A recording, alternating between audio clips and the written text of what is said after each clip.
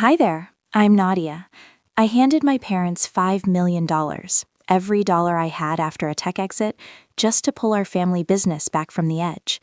And what did I get in return?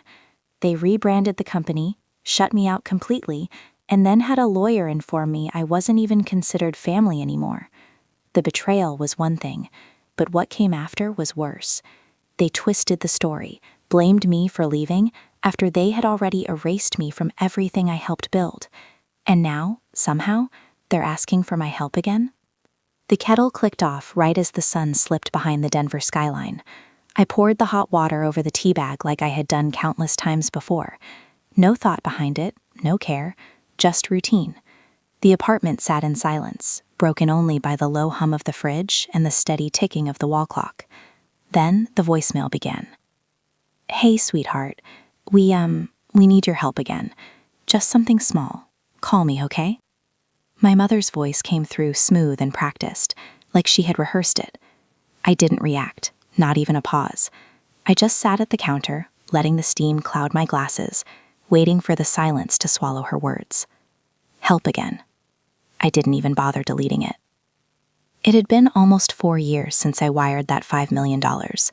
Back then, everything felt like it was on the verge of collapsing. COVID had hit hard, supply chains were falling apart, and Knox Family Organics was hanging by a thread, one bad month away from shutting down for good. My parents didn't just sound worried, they sounded desperate. Not the kind of fear you can manage, the kind that makes people reckless. At the time, I had just exited my second tech startup, sold my shares, walked away with more money than I ever thought I'd have. I remember the call clearly. My dad spoke first, his voice tight. Then he passed the phone to Victor, my older brother, whose tone always carried that quiet superiority, like calling me was already a favor. "It's not charity, Nadia. It's family," he said. "When things stabilize, we'll bring you in officially. You'll take the lead." I didn't hesitate, not even for a second. That same night, I wired the money, $5 million. No contracts, no paperwork, just trust. For months after, I told myself I had done the right thing. I was helping the people who raised me, supporting the business that carried our name. I held on to that belief until it started to crack. The first sign came through something small, an email I was never meant to see. It had been forwarded by mistake from the accountant to my old work address. I almost ignored it, but the subject line caught my attention. Q2 adjustments, CEO loan breakdown. Out of curiosity, I opened it. And then everything stopped. The document listed multiple large withdrawals made shortly after my transfer, each one labeled the same way, CEO for operational support. At first, I tried to justify it. Maybe it was payroll, vendor payments, emergency expenses.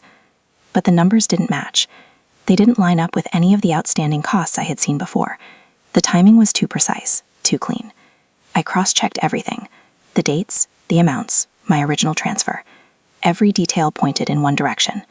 The money hadn't been used to save the business. It had been pulled out and moved somewhere else entirely. Not operations, not survival, just gone. And no one had said a word. I sat there staring at the screen, blinking, my heart pounding unevenly. I needed to be sure. Maybe it was outdated. Maybe I misunderstood. That old instinct kicked in, the one trained over years. Excuse them. Explain it away. So I called Lissa. "Mom," I said carefully, trying to stay calm, "I came across something in the expense reports. I just want to understand it." "Oh, Nadia," she replied, her voice immediately cold. "Please don't start digging up old issues." "I'm not accusing anyone," I said. "I just need clarity." "You gave what you gave," she snapped. "Let's not go backwards. We've all moved on." And then she hung up. Victor never called me back. That night, I didn't sleep. I sat in the living room with only the stove light on, staring into the stillness. I thought about every dinner where I picked up the bill, every emergency transfer, every phone call that started with, "Just this once." I had kept that company alive. Not Victor, not Lissa, not the so-called legacy of Knox Family Organics. Me. My money, my decision. It wasn't mismanagement. It was deliberate. They took what they needed and erased every trace of me like I had never been part of it. And the worst part wasn't the money. It was the clarity. The realization that love in my family had always come with conditions, quiet rules, invisible ledgers. Give everything, ask nothing, and maybe you'll be allowed to stay.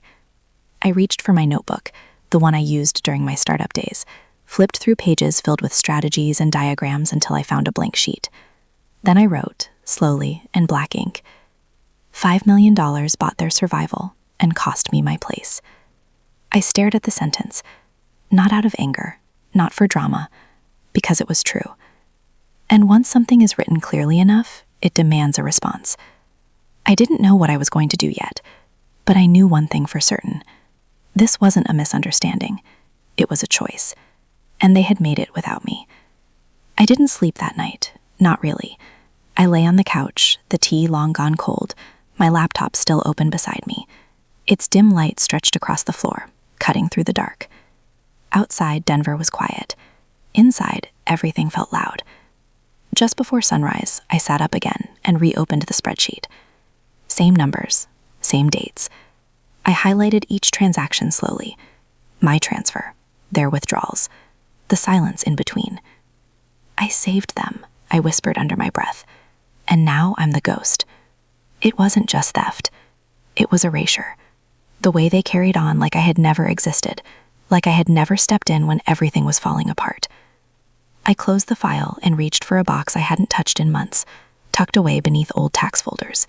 Inside were press clippings, board documents, and a faded flyer from the Knox Family Organics 2022 Revival Showcase.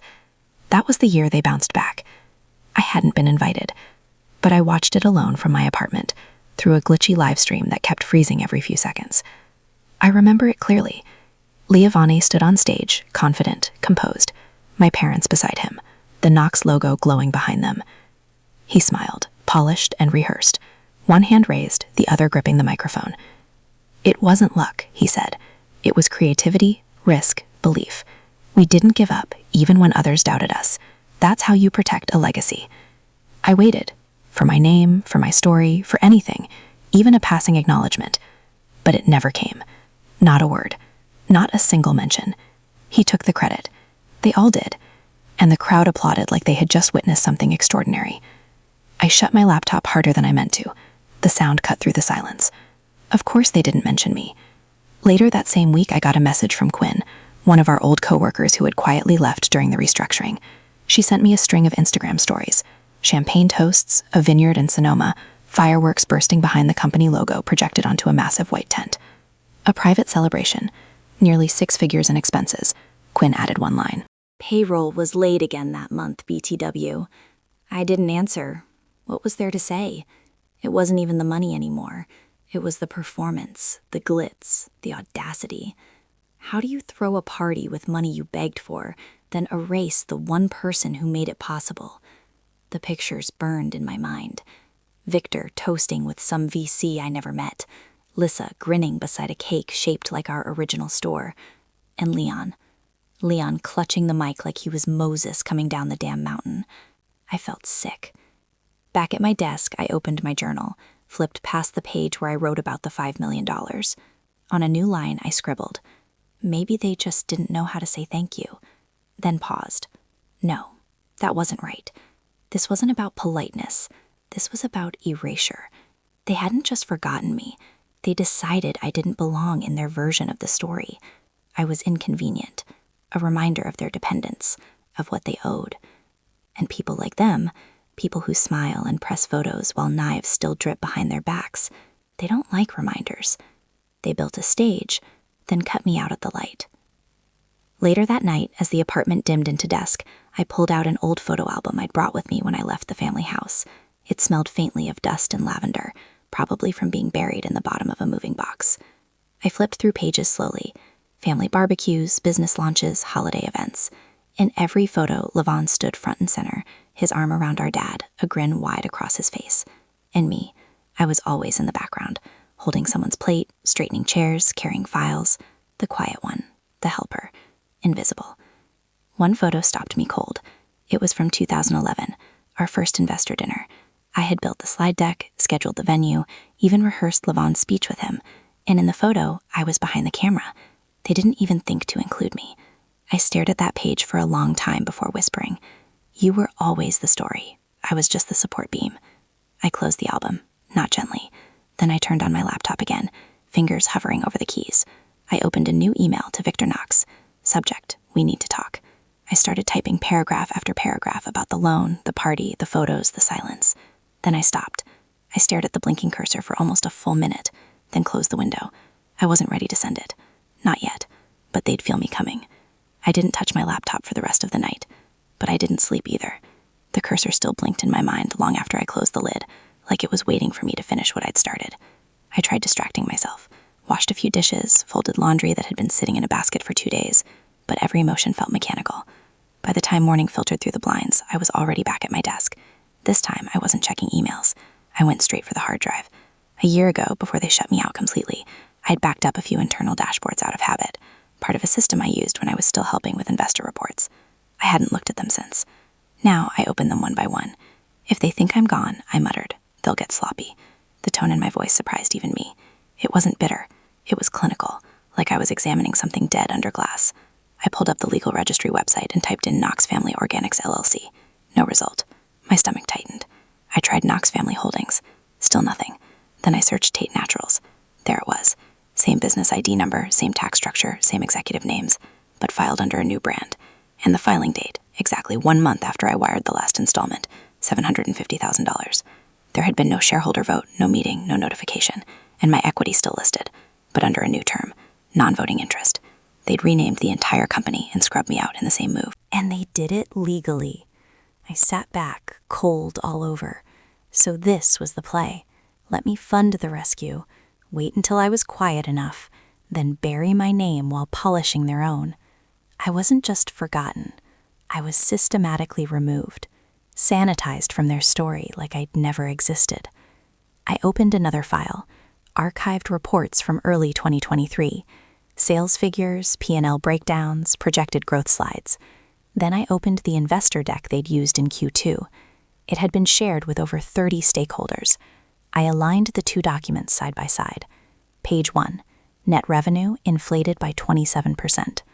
Page 3, customer churn described as organic attrition, when the internal report clearly cited delivery delays, contamination concerns.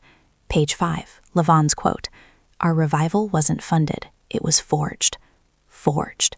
I highlighted the line, then started a new folder on my desktop, proof. I dropped screenshots in, one after another. My fingers didn't shake. My pulse didn't spike. This wasn't panic anymore. It was focus. They didn't just minimize my contribution. They rewrote the narrative. A few days later, I called Marcy. She'd been in logistics working under me for 2 years before she was moved off-site and then quietly laid off. We hadn't spoken since the winter before the rebrand. "Hey, Nadia," she answered, cautious but warm. "Didn't expect to hear from you." We exchanged a few surface-level updates. Denver's weather, how quiet things felt post-pandemic, and then I asked straight out, "Why did they cut your department?" There was a pause. Then she said, "Efficiency, officially. But it happened 2 weeks after we flagged some inconsistencies in inventory logs. We were told to drop it. We didn't. How many people? 7 of us. And the ones who stayed, they signed new NDAs, stricter ones." I didn't respond right away. Marcy sighed. It felt like they wanted silence, not solutions. I thanked her, hung up, then added another folder to proof, labeled it witnesses. I wasn't gathering evidence for court, at least not yet. This wasn't about suing them. It was about seeing clearly. I'd spent most of my life telling myself they just misunderstood me, that they weren't good with words, that maybe I was too sensitive, too ambitious, too something. But the truth, they were exact in what they erased. Precise, professional. And now I needed to be the same. I made coffee and sat at the window while it brewed. Across the street, a man walked his golden retriever. 2 kids zipped by on scooters. Normal things. Real life. The kind of life I had paused for years, waiting to be welcomed back into something that never wanted me whole. They didn't just take the company. I think they planned this from the beginning. The sun had barely broken over the rooftops of Denver when I drafted the email. It wasn't long. No accusations, no emotion, just a single line and a subject. Subject, shareholder status inquiry, body. Am I still considered a shareholder? I hit send and waited. Mid-morning turned to early afternoon. I worked on other things, clearing out old receipts, making notes in my journal, even watering the plants I usually ignored. But the silence from Victor was loud, too loud. Around 3, I tried to log into the company's shareholder portal. Access denied. I refreshed the page. Still denied. I entered the credentials again, double-checked them. Same result. I stared at the rejection message blinking back at me like a dare. Account not recognized. I pulled up the Knox family email client and typed in my old credentials there too. This time it didn't just block me. It redirected to a user does not exist error. Every archived message, every shared folder, every login trail wiped clean. It was surgical. A year ago, I had access to every department folder. Logistics, R&D, PR, even compliance. Today, it was as if I'd never been on the payroll, never sat through 12-hour board meetings, never saved their crumbling house of cards with my own capital. I called Lissa. It went straight to voicemail. I didn't leave a message. Instead, I opened the company's public-facing team page. My name was gone, completely scrubbed. Even in the former contributor section, I was missing. They didn't lock the door. They burned down the entrance. For a moment, I just sat there, not thinking, not feeling, just blank. Then slowly the fog lifted, and all that remained was anger. Sharp, precise, clean.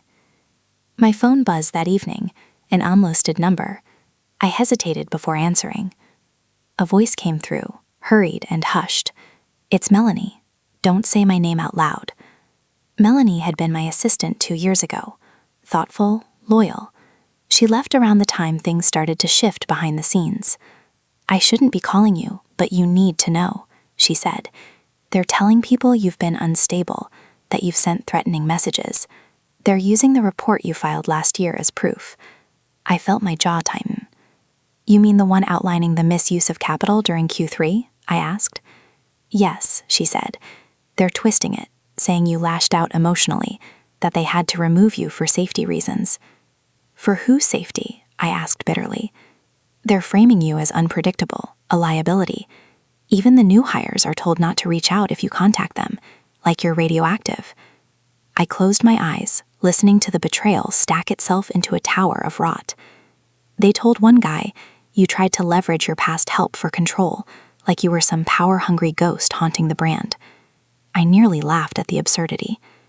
They were turning the truth into poison, one drop at a time. "I shouldn't say more," Melanie added. "I used a VPN just to call you." "You did the right thing," I said. "Thank you." The call ended. I stared at my reflection in the blank screen of my laptop. They hadn't just pushed me out. They'd painted me as the threat. That night, as city lights began to flicker outside, Victor finally called. The number lit up and my stomach curled, but I picked up. His voice was calm. Too calm. "Nadia, I sent you an email." I said, "I saw it. And you made yourself a liability." "I kept the lights on when no one else could," I said, the words low and steady. "And now I'm the problem?" "There were concerns," he replied. "You were acting erratically. Our advisors agreed it was best to create distance." I laughed once, bitter and breathless. "You didn't create distance. You detonated it." We had no choice. Then he hung up, just like that. I stood in the middle of my kitchen, barely hearing the kettle begin to whistle behind me. For a second, I didn't move. Then I turned off the stove, poured water into the mug, and sat down slowly, like my body weighed more than usual. I reopened my old message to the board, the one Victor referenced. It was professional, factual.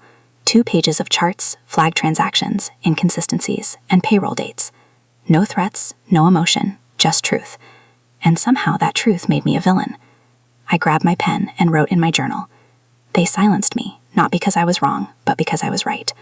I stared at the sentence for a long time, then circled it. They wanted war. They picked the wrong woman. I didn't sleep. I didn't pace. I didn't cry. Instead, I deleted the folder labeled board emails from my drive, a folder I had once curated with hope, hoping dialogue might be enough, that data and dignity would convince them to do the right thing. Then I opened a new one. I named it Reckoning. This wasn't about fairness anymore. It was about exposure, about accountability, about truth, even if it scorched the earth. By morning, a message popped into my inbox. The sender's name was unfamiliar, Ellie-Al-88.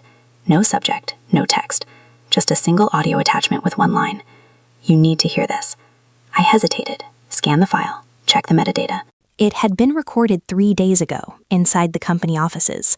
I clicked play. A crackle of background noise. Then my mother's voice, crisp and chillingly calm. If she wants to be dramatic, let her. Just make sure she's nowhere near press or staff. We need this to stay clean. Clean like I was filth, like I was contamination control. The call ended with murmurs of agreement, polite chuckles.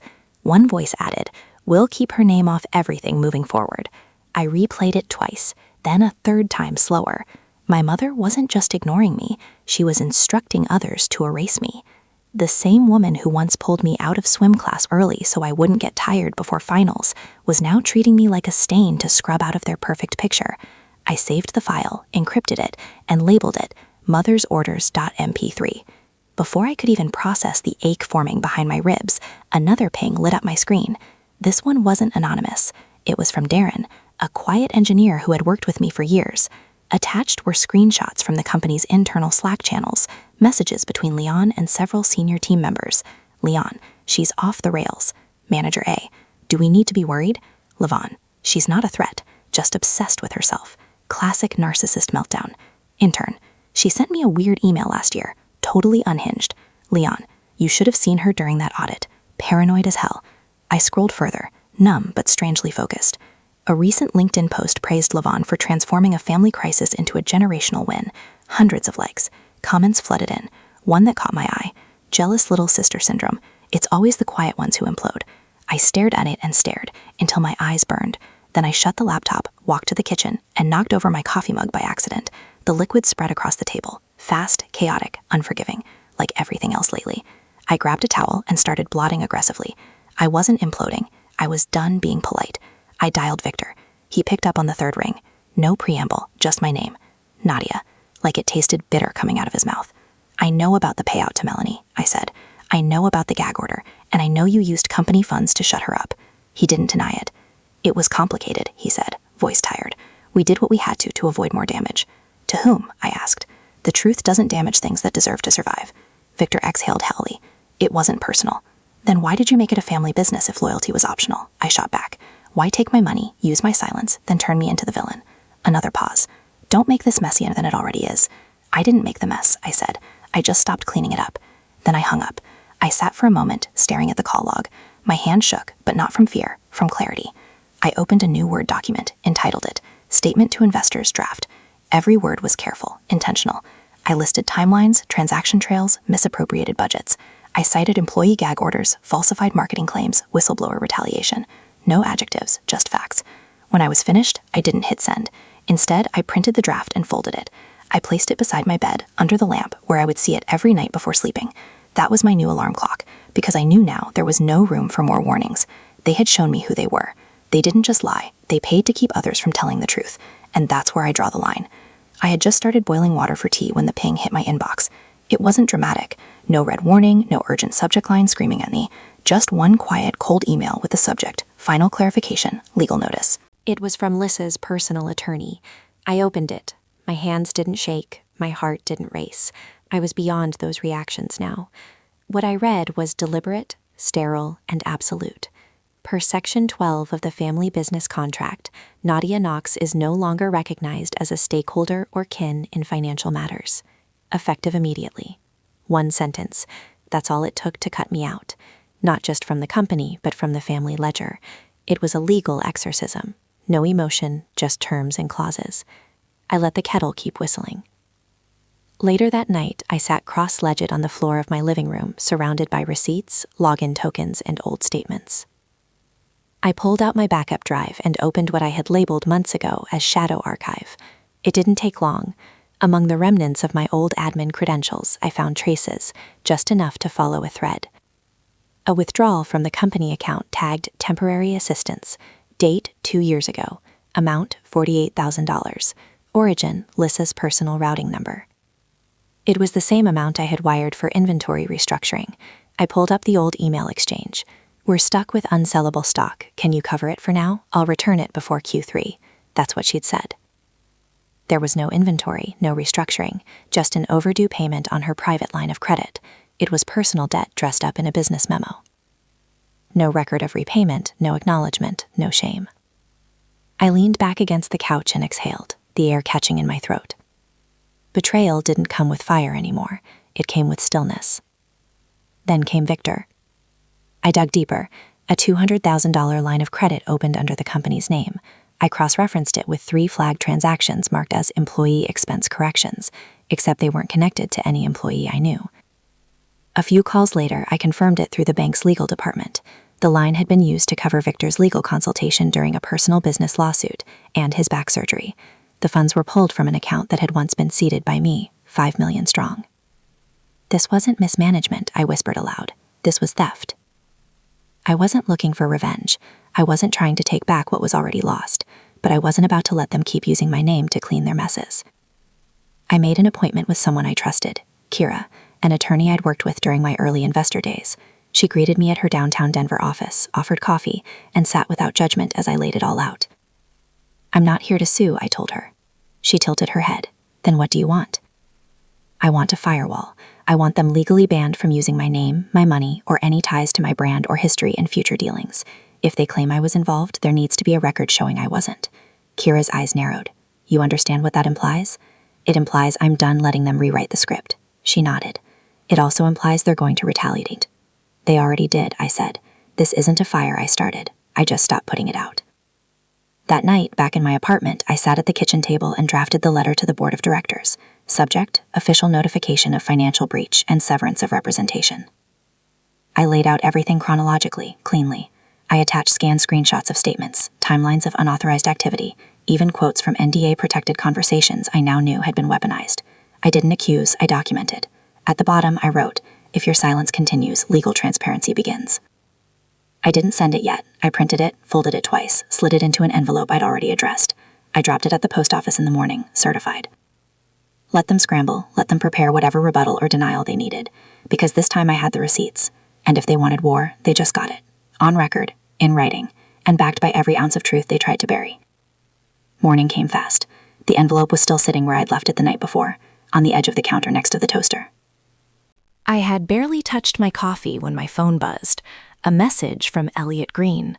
Subject, you need to see this before it's deleted. My thumb hovered for half a second before tapping. Attached was a PDF, clean, neatly formatted. I recognized the email headers immediately. It was internal. A full thread at the top from Lissa to their family lawyer. What we need is a clean legal strategy to push Nadia out. No signature needed. She's an emotional risk. No confrontation, just resolution. The timestamp. 2 days after I wired my last $500,000. My heart didn't race. It didn't have to. The rage was slow and familiar now. No longer heat, just clarity. They weren't scrambling to protect the business. They were planning a quiet coup, and I had funded it. The rest of the email laid out everything. How they'd rewrite the bylaws to exclude me from all votes, reclassify my shares as non-assertive capital, and ensure I held no legal claim to managerial input. Lissa had even ended the email with, let her scream, we'll say she's just not well. That line sat in my chest like lead. I stood up, poured my coffee into the sink, took a long breath. Then, as if summoned by the storm itself, my phone rang again. Victor. I should have let it go to voicemail, but I didn't. Hello? His voice came through with practiced softness. Nadia, I know things have gotten complicated, but just say it. A pause, then. Your mother's not well. Supplier payments are behind. We need one more bridge just until Q1, then we're clear. I laughed. I couldn't help it. You erased me from the books. Now you want me to write another check? It's not like that, he said, lowering his tone. Family is still family. I smiled, but it didn't reach my eyes. No, you don't get to use that word anymore. Not after burying me in fine print. He didn't answer. I ended the call without saying goodbye. A few hours later, I opened my blog's admin inbox, something I hadn't checked in days. There it was, a forward from a reader. Thought you'd want to see this. Attached was a screenshot from Reddit, a thread titled, The Real Story Behind the Knox Split. The poster claimed I was fired for embezzlement, said I'd emotionally blackmailed staff and manipulated figures. Another comment from a burner account. Her brother Lebanon saved the business after she cracked under pressure. I scrolled down. One username stood out. It linked back to a former PR intern, someone who had once told me wide-eyed that I inspired her. They were turning the narrative. This wasn't just strategy anymore. It was character assassination. I saved every screenshot, labeled the folder Defamation Suite Prep. Because I wasn't just fighting for my name, I was building a shield they'd never get past again. That night, I sat in silence for a long time. No music, no TV, just the city outside, breathing heavy in autumn wind. I curled my knees to my chest and let the grief pass through me just once, a single wave. Not because I was breaking, but because I refused to carry this with numbness anymore. Then I got up. I walked to my desk, pulled open the bottom drawer, took out the official shareholder transfer agreement, the one they never expected me to sign. The final page was blank. I took my pen. October 11th, 2024. I signed, not because they deserved closure, but because I did. They had their chance to keep me close. Now they'll have to watch from far away permanently. The next morning, I woke to the soft hum of my coffee pot and sunlight leaking through the blinds. There was no dread, just a sense of finality. The signed agreement sat in my bag, sandwiched between two folders. I didn't hesitate. I grabbed my coat, walked to the nearest FedEx location, and handed the envelope to the clerk. Certified, signature required, I said. Recipient? She asked. I smiled faintly. Women Forward Foundation, ATN, Amy Tran. She keyed it in, and I paid without a second glance. When I stepped outside, the air hit different, lighter. It was done. Later that afternoon, I opened my laptop and sent a single message to Amy. Do more with this than I ever could. I attached the formal share transfer confirmation. She was now the sole beneficiary of what used to be my stake, what used to be my legacy. The company I saved no longer had my name attached to it. Not legally, not emotionally, not even in memory. A few hours passed.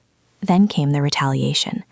An internal email from the board somehow made its way to my inbox, leaked, no doubt, by someone who still had a spine. Lissa had authored it. Nadia made her own choices. We didn't abandon her. She abandoned us at the company's weakest moment. Victor took it further. I saw a message he'd sent privately to a select investor group. Knox Family Organics collapsed structurally when one key party chose exit over resolve. The narrative was flipped neatly. I was now the one who walked away, the one who turned her back on family values. By the following morning, 3 of my old contacts had stopped replying to my messages. A journalist I'd worked with before ghosted me on a scheduled call.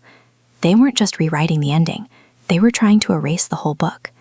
I opened a draft post. Title: The Truth Behind the $5 Million Rescue.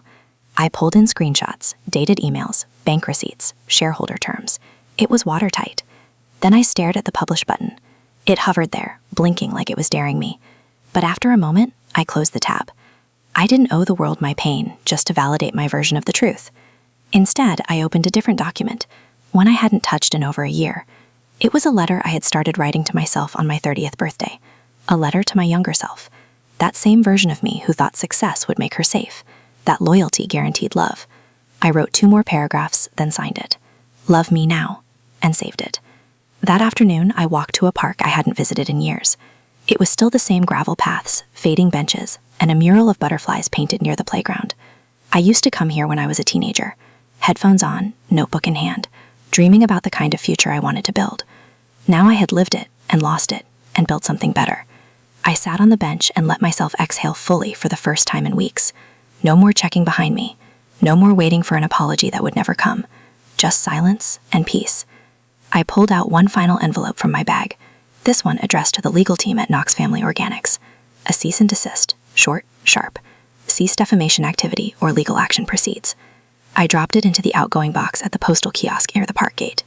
It didn't feel like revenge. It felt like maintenance, like closing a file folder so I could clear space. That evening, Amy called. She didn't ask if I was okay. She didn't need to. I just wanted to let you know, she said. We've already launched a microgrant program with your transfer. 5 women-led businesses have received funding. One of them starting a food co-op, another a mobile therapy van for underserved neighborhoods. I didn't cry. I just smiled, real small and solid. You didn't just leave something behind, Amy said. You built a way forward.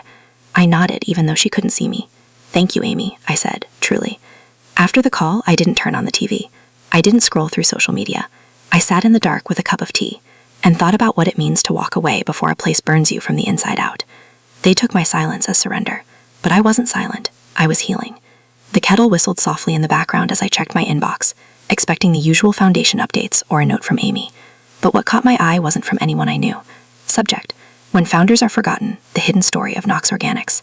It was an industry blog, mid-tier, independent, the kind of site execs snubbed, but insiders read religiously.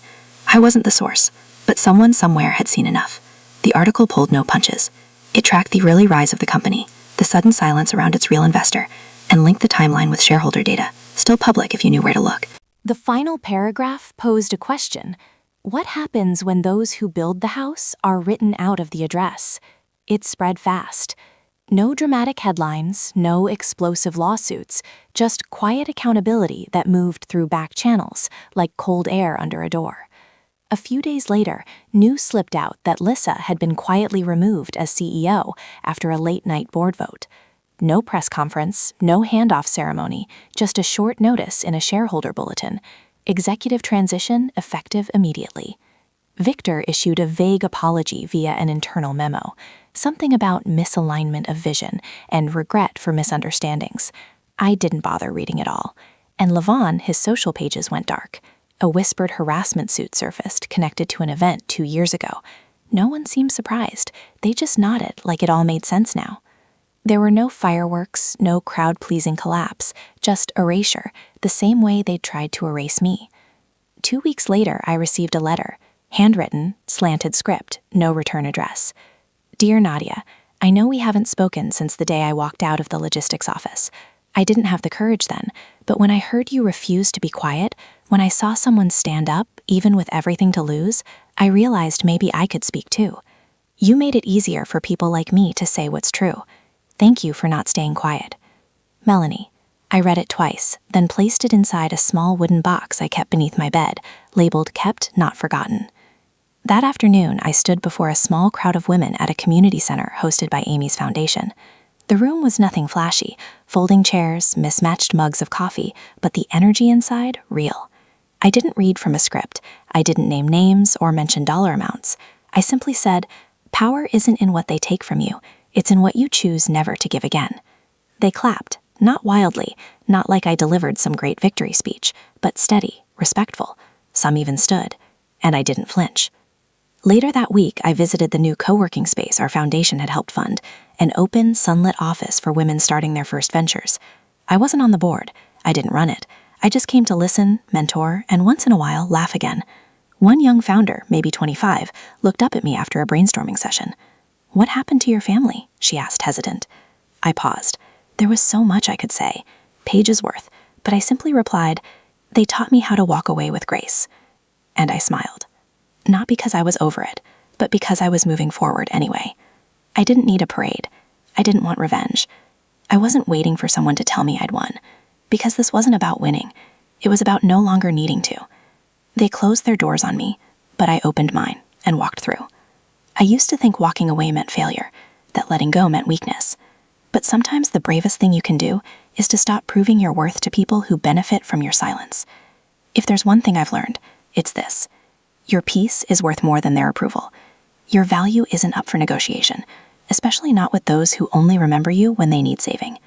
Maybe you've been the one who gave too much, stayed too long, or tried too hard to be accepted by the people who should have protected you first. If that's you, please hear me when I say you are allowed to choose yourself. You don't owe anyone your breakdown to earn your breakthrough. So now I want to ask you, have you ever had to walk away from someone you love to protect who you are? Or maybe you're still standing at that edge, wondering if you can take that first step. If this story touched something deep in you, drop a 1 in the comments so I know I'm not alone. Or let me know where you're watching from. I'd love to hear your story too. And hey, if this kind of storytelling speaks to you, don't forget to subscribe to the channel so you don't miss what's next. Real stories, real emotion, real people just like you. You deserve healing. You deserve honesty. And most of all, you deserve to be heard.